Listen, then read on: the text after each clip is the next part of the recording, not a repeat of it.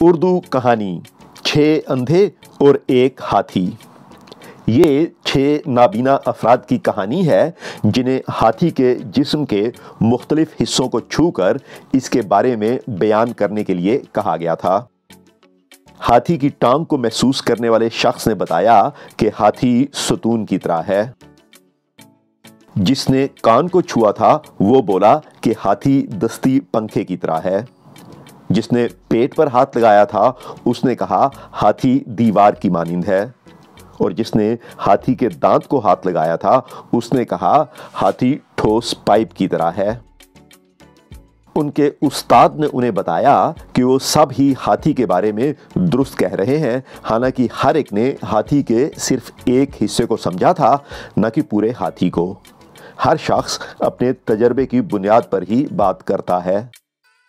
اس کہانی پر تیار کیے گئے تفصیلی اردو سبق کے لیے ڈسکرپشن سیکشن دیکھیے۔